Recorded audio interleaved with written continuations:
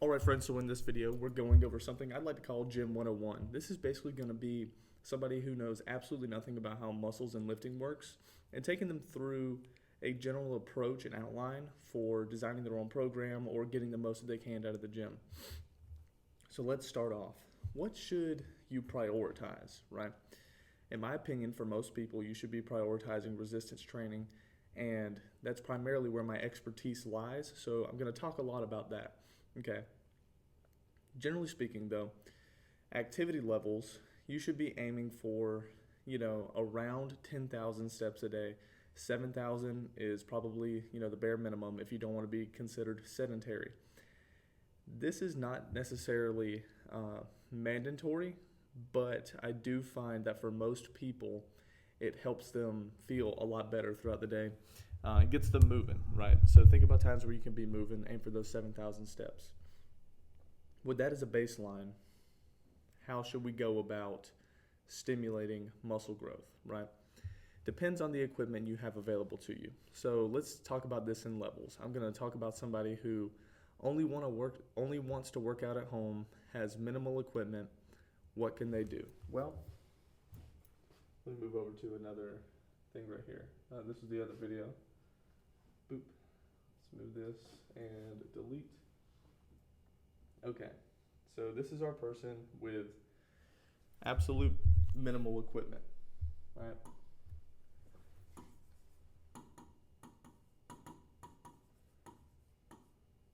Minimal equipment. The first thing we have to cover is their upper body, okay? Let's just think about that first, because that's simple. Can this person even do a push-up? Let's assume no. So what do? Okay, you start with your bed or with a chair or with a dining room table or even with a wall. I've had to start some people from the wall in some cases. Here's a wall, here's you, your body's in a straight line, and you're doing push-ups against the wall, okay? Over time, you work to your dining room table. And you're doing, that's a really big foot, but you get the idea. And then from your dining room table, you could work down to your bed. Okay. And then from there, you could work down to a slightly lower surface, lower until you get to the ground. This is my personal recommendation instead of doing the whole girl push-up thing, because with girl push-ups, what you're essentially doing is you're having your knees bent against the ground and you're shortening the lever, which isn't bad as a supplementary movement, but I think getting used to the coordination of a push-up by actually maintaining proper form with your core makes it a lot easier to progress, okay?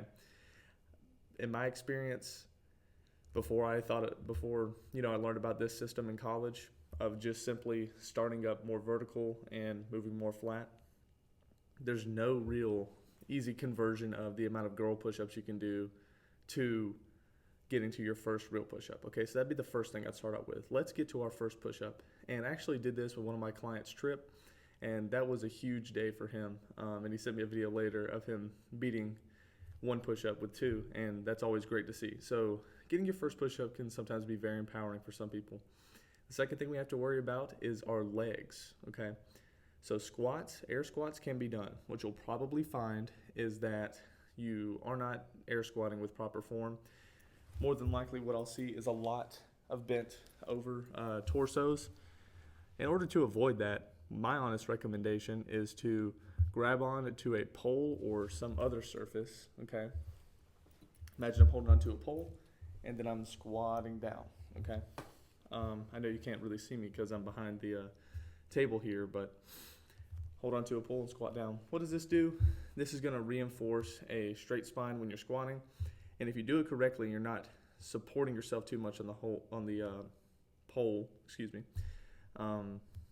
you'll find that it's actually quite difficult. More difficult than your traditional squat. You can do any sort of bodyweight exercise. I'm not going to go through here and list every single one because there's quite a lot. But starting off with push-ups and squats is a pretty good deal. You can also do your crunches, right? And with a crunch, what I always recommend is we're not really doing sit-ups where we're kind of coming up like this. I like to think about it like I am rolling up in a ball like that, because what our abdominal muscles actually do is spinal flexion, okay? So anything else we can do? Yes, Superman's, okay, where you're laying on your stomach and you are essentially doing like this, right? For your spinal erectors, that's an okay exercise. Now, I'm assuming in this scenario we don't have a pull-up bar. We kind of have limited ways to work our back, okay? But what we can do is grab a book bag and fill it with a bunch of crap and do rows with it, okay? And that's pretty awesome. You can also just do single arm rows with it. Filling up a book bag with a lot of crap, it should not be looked at as, should not be overlooked as an option, is what I mean. So consider that. Then, as far as, let's see, like you also have calf raises. Calf raises, you can actually achieve, a good stretch if you stack up a couple of books and you do calf raises, so it look like this. Oops. Boop. And, have a wall up against you. You're holding against the wall. Boop. And then you can do your calf raises where you're coming up like that. Okay. That's a really good option. Make sure on your calf raises you're keeping your legs straight. But this is a lot to remember, okay? So how can we systematize this a little bit better? Well, we have our push-ups, we have our leg movements, okay? Basically, we need a way of defining movement that is simple and easy to remember, okay? And this is why it's important to know joint actions, okay? So if we just think about all the muscles we want to hit in our body, right? We got our chest, our shoulders, our triceps, biceps, traps, lats, abdominals, forearms to a degree, quads, hamstrings, adductors, glutes, calves, okay? That's our main muscle groups for the most part. Don't know if I missed any there. So if we break it down into something like a 3-day-a-week split, okay? What is this going to look like for someone with minimal equipment? Well, you're going to have your presses, okay? So this is going to be stuff that's biased towards extension, your shoulder presses and your, push-ups, which is kind of like a chest press, right? You're going to have your pulls. This also includes tricep extensions, isolation movements. Your pulls is going to include bicep curls, any sort of rowing. You have your squats, which is self-explanatory. That's for the knee. That's when you're focused on knee flexion and extension. And you have your hinges. Okay. These are your 4 main types of movements in the gym, okay? And your isolations kind of fall into these categories, all right? Because with squats, we're primarily talking about extending the knee and flexing the knee, okay? Hinges, we're primarily talked about flexing the hip and extending the hip, okay? How does this work into a program? Well, for minimal equipment, that is. If we're pressing, we have our push-ups, which I just call PU. We have our shoulder press, okay? Which can be done with a book bag, soup cans, anything. You got to get creative if you have minimal equipment, okay? You also have, do the third line, any sort of tricep push down or a dip. You can do chair dips. You can set that sort of stuff up. There's a million variations of this, okay? You can also do different push-up variations to target different areas, right? There's a chest-focused push-up. There's, the tiger push-ups, which definitely involve a little bit more tricep. And you can work all this into a program based off of what you feel like you need the most or to accomplish as much work as possible, okay? The next thing we have, are pulls. Okay. Pulls are going to include, like I said, your curls, your, your rows, and pull downs. Okay. So any sort of pull up or chin up variation, any sort of curl, any sort of row, like with a book bag, right? Squats is going to be squat variations essentially.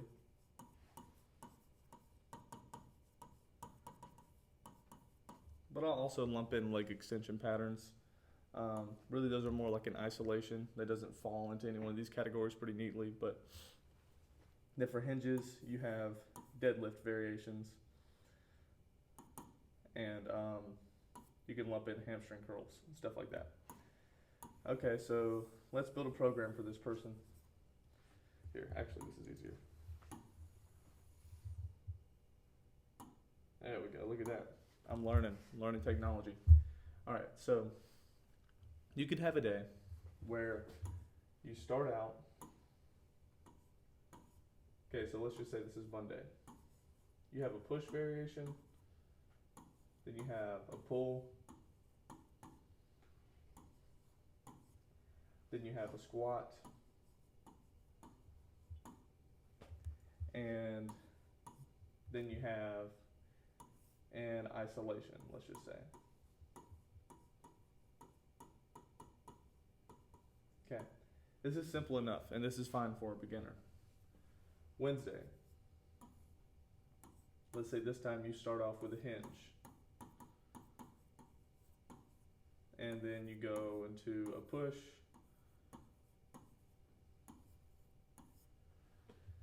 and then you do a pull,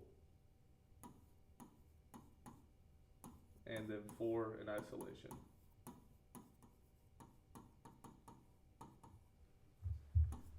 Friday.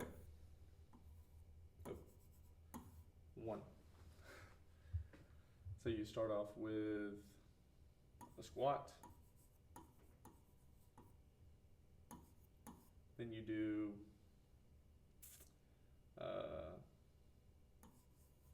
pull,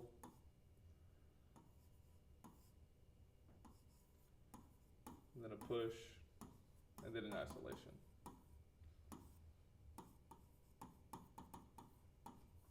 This is not a terrible program at all.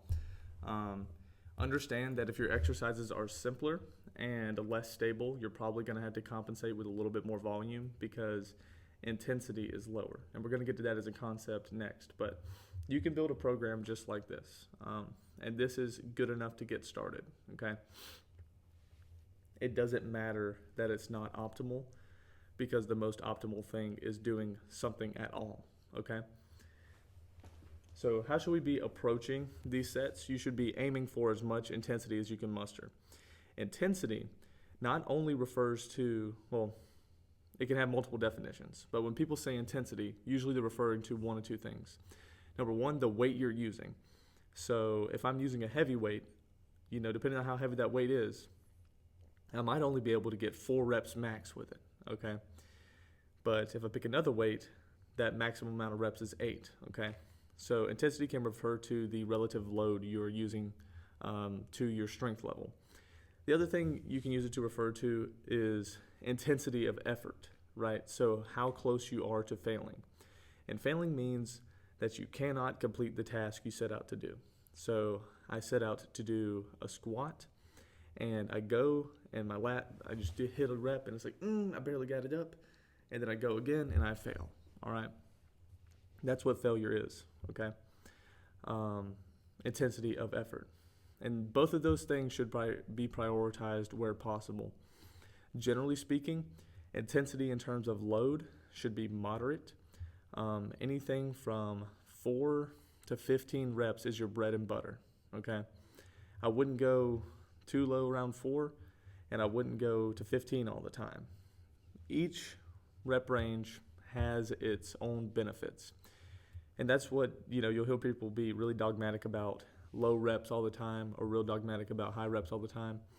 And in reality, they're just different tools to get you to the same goal.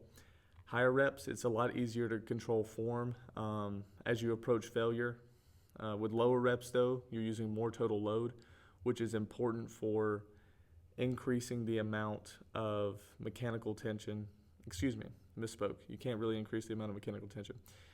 It's important for limiting fatigue mechanisms as you use mechanical tension to stimulate muscle growth. Okay, that's what it is. So that's why the low volume Colt says that, is because with lower loads, this is true by the way. Lower loads are less fatiguing in terms of they do not produce as much muscle damage. Okay, muscle damage does not produce muscle growth, but it is a concurrent thing that happens with intense training. Okay, so if you do something like a set of 4 or 5 with a really heavy weight, that is very, very stimulating and generates less muscle damage and fatigue, and therefore relative to the stimulus you get, the stimulus is very high relative to the fatigue you get from that set. However, in my personal experience and the experience of a lot of people I've worked with, it is difficult to maintain form as you approach failure with that. And I know what other people would say. They would say like, hey, well, if you have your form locked in, you're just cheating, you're just being a weenie and weaning out. But I don't think that's necessarily the case. I think this is my legit hypothesis on why this is. I think if you train that way, it is very effective, but I don't think for some people, depends on your biomechanics and what specific movement we're talking about, that your tendons and ligaments can adapt quick enough to the loads you're putting on it, even though your muscle can adapt to it, if that makes sense. So I tend to, doing this lower volume stuff as I did for a while, I noticed that my joints kind of felt crappy, particularly my knees, because I have long femurs, and that puts more shear force on my knee joint in the bottom of a squat. So I noticed that it wasn't really sustainable for me. I could have a low volume set, a low rep set about once a week, but if on like a really heavy squat pattern that's super knee dominant, like a hack squat, I could do heavy hack squats once a week.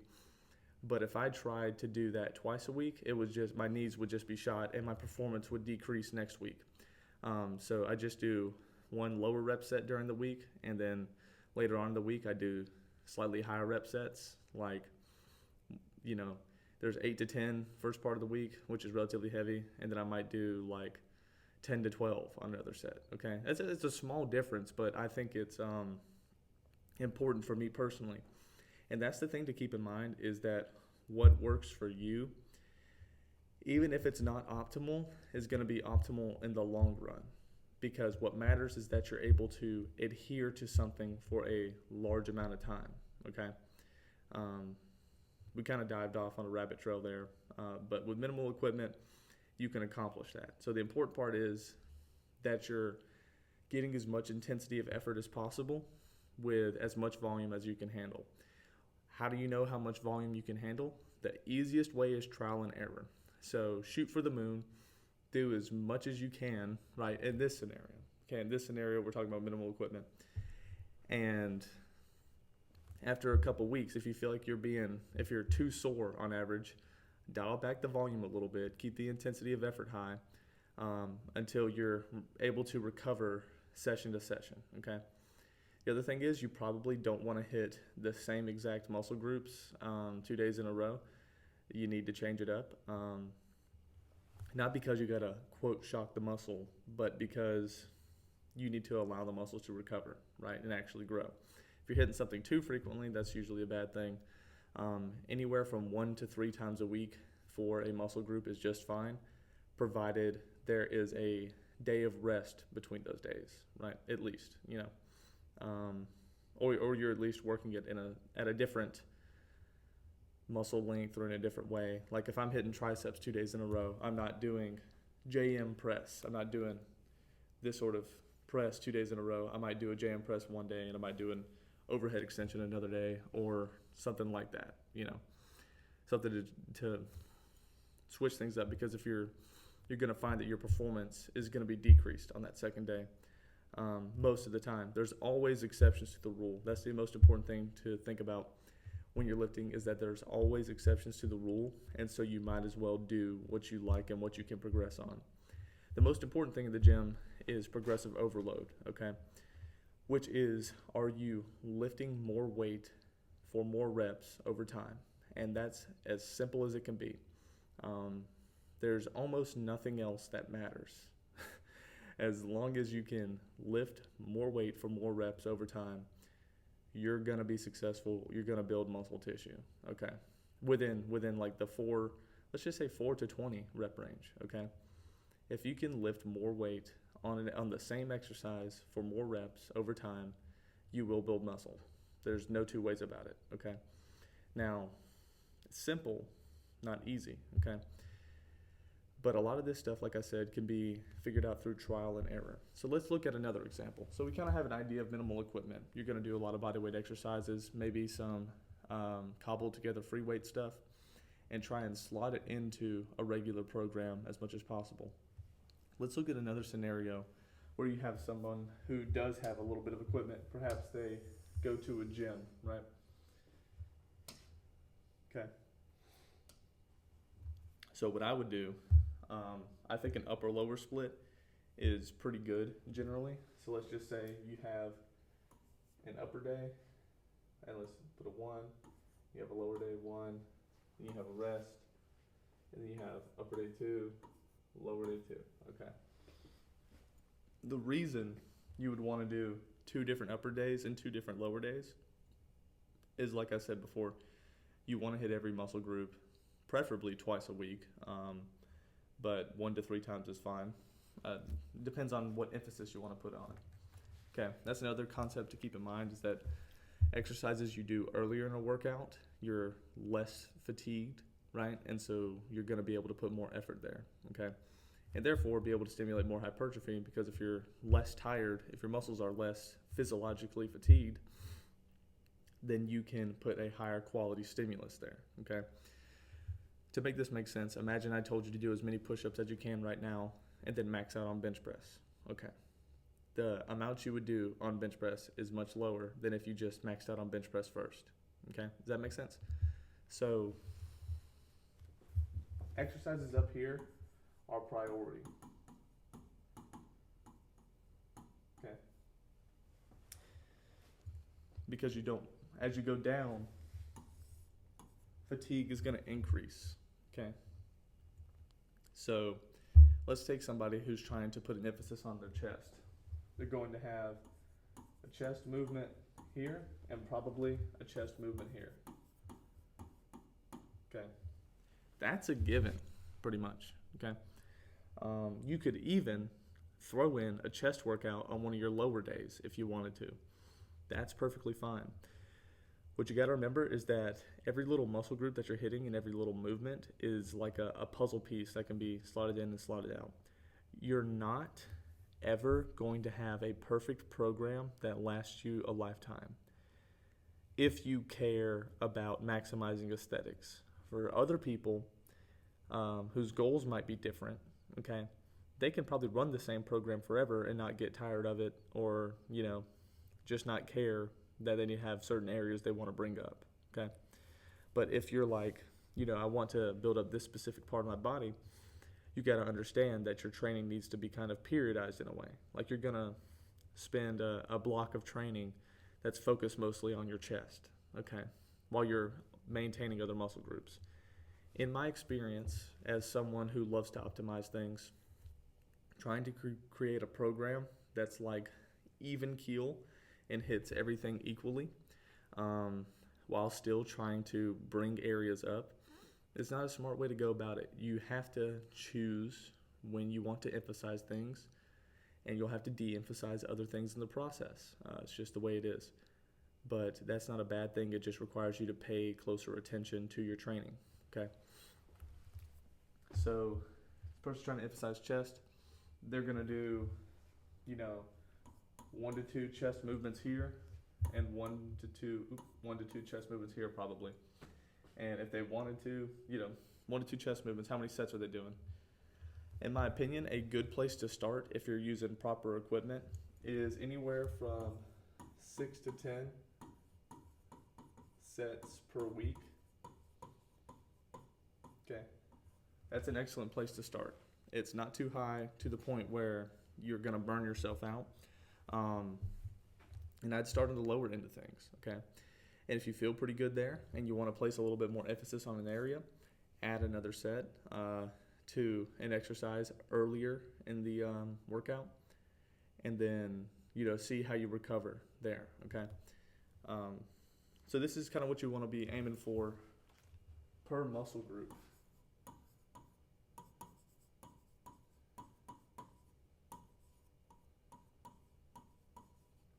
So 6 to 10 sets a week per muscle group, that's a good starting point. Now, for me, personally, I do a little bit more on some body parts, but that's because on other body parts, I'm doing less. I feel like I can get away with less. I don't have to hit them as hard to see the results I want to see as far as progressive overload and muscle growth, okay? So consider that, okay? You have limited recovery resources, so you're trying to choose what buckets to fill, okay? And buckets have a finite amount of space you can fill them. So let me give you this example. All right, this red bucket is my chest. This green bucket is my back. These are my legs. This is my abs, okay? These are your big muscle groups, okay? I got my water, and I'm putting emphasis on chest, okay? So I'm filling up that bucket. And, I got to make sure I hit my back, and I hit my legs, and I hit my abdominals, right? And accessory muscles, or arms. Let's just call this arms instead of abdominals. So arms, chest, back, legs. So I'm filling up all these buckets. I'm putting emphasis on chest. Well, this is my water bucket right here. Let's say, I still got a little bit of water left in this bucket. I really want to grow my chest. Boop, I've overfilled my bucket, okay? What that means is that I'm not going to be able to recover from that volume, and it's likely just going to be a detriment for me. I'm going to be too sore, okay? So this is likely better put in a secondary muscle group. Let's say the next thing I want to bring up is my arms. Okay, cool. So we're focusing mostly on chest and arms on this push-up, and I'm finding that, I'm relatively able to recover. My soreness is not debilitating when I go into the gym. Sometimes you might be a little bit sore, and that's okay, but as long as it isn't affecting performance. The other thing I want to mention, the most important thing to do when you go into the gym is track your workouts so that you can have tangible numbers to know that your weights and reps are going up, okay? This absolutely changed the way I trained, because I probably in high school, when I was lifting weights and stuff like that, I wrote down a workout or had a workout in my head, but I never really wrote down the numbers that much. Once I started writing down the numbers, and I have for multiple years now, completely changed the way I approach training. And I think for most people, it's what you should do or should have somebody do for you, because it holds you accountable. If you don't know what weight you did last time, you're likely to weenie out, which is important because we want to make sure that we're getting a high quality stimulus, okay? Is there any other topics to cover as far as basics go? Oh yeah, so how many exercises should you be doing per workout? For a realistic individual, that's just going to depend on how much time you have. If you have a lot of time, maybe you can get away with doing more exercises, but you should probably structure it to be anywhere from 45 minutes to an hour and a half, depending on how much time you have, okay? And if you're good at training intensely, you'll need less time. You can increase your work capacity to the point where, you're able to recover a little bit faster and get your butt in gear and get in there and get it done. But that's kind of balanced with the fact that you ought to be resting about 2 minutes between sets if you're trying to grow optimally. You shouldn't just, let's say I'm hitting leg press, right? I'm hitting the leg press and I just hit a really intense set. I go absolute grinder, and then I rest for a second. If I'm back trying to leg press in 30 seconds to a minute, I'm not going to be able to perform as well as I would if I had just waited, another minute or two, okay? That's an important thing to remember because it's worth waiting. You're getting a higher quality stimulus because you're able to do more work, and that work will be higher quality. If you're still like out of breath when you're starting a set, that's generally a bad thing, okay? You can get away with rushing the rest intervals on something that isn't as taxing on your entire body. Like a heavy set of leg presses is rough. A heavy set of squats is rough. Deadlifts, those are rough. Even bench presses and rows to a degree, but something like a bicep curl or a tricep extension, you're probably pretty good with, resting a minute, especially if it's single arm. If it's single arm, I mean, you're okay. So you can go back and forth with your rest intervals on that, but I'd say in general, try and wait at least 2 minutes on a really intense set, which should be most of your sets. As far as exercise selection goes, you're probably going to want to pick exercises that you can execute well consistently. If you don't have somebody to show you form in the gym, prioritize exercises where you don't have to think about your form too much. So something like a leg press, you might be able to get away with if you put your feet real low and just get as much quad out of it as possible. Leg extensions will be your friend. Hamstring curls will be your friend. Hack squats even. Because with these exercises, there's a low risk of injury, and until you have someone properly teach you how to squat, it may not be worth it. But if you want to go through the process of learning how to squat properly for your own particular biomechanics, you can do that. You can go through that journey, and I recommend it for most people. But I understand that a lot of folks just getting into the gym just don't want to look stupid. So prioritize those machines. But if you do machines, hit them intensely. You still gotta work hard. You can't just, putter about, do the 60 super duper light reps. Like don't be that old dude in the gym. Is there anything else that I wanted to cover? I think I'm gonna cut the video right there. There's probably a lot of other topics I could cover for people just getting into the gym. But, if you have any questions, leave them below and I will do my best to get to them. Thanks for watching.